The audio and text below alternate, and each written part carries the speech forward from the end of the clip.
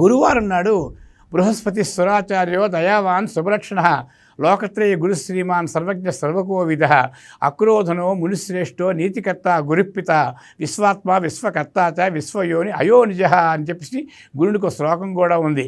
జ్ఞానానందమయం దేవం నిర్మల స్ఫటికాకృతం ఆధారం సర్వవిద్యానాం హయగ్రీవం ఉపాస్మహే. హయగ్రీవుడు మన గురువు కాబట్టి ఆ గురువుని ధ్యానించాలి. మొట్టమొదటి కూడా మనం ఏం చేస్తున్నామంటే ఒక పెద్ద విశేషం ఏంటంటే మనం వినాయకుని కంటే ముందు మనం ఏం చేస్తామంటే గురుధ్యానమే చేస్తాం. అంతటి గొప్పది. అంటే వినాయక పూజ మనం శుభ అశుభ కార్యక్రమాలకి వినాయకుడిని ముందు ఆరాధిస్తాం అనే సంస్కృతి మనకు ఉంది. కానీ వినాయకుని కంటే ముందు మనం చేసేది ఏంటంటే శ్రీ గురుభ్యో నమః హరి ఓం అంటాం. అంటే ఓంకారం చెప్పి గురువుని తలుచుకున్న తర్వాత మాత్రమే మనం వినాయకుడికి పూజ కూడా చేయడానికి ఉపక్రమిస్తాం. అయితే అటువంటి గురువు దానికోసం ఒక వారం కేటాయించుకొని ఆ గురుని తాలూకా ప్రభావం కోసం ఆ మనకి ఇష్టమైనటువంటి దైవానికి ఓ గురువుగా భావించి గురుని తాలూకా శ్లోకాలు చదువుకొని ఆ ప్రకారంగా గురువారం నాడు నియమం మనం తప్పనిసరిగా ఉండాలి.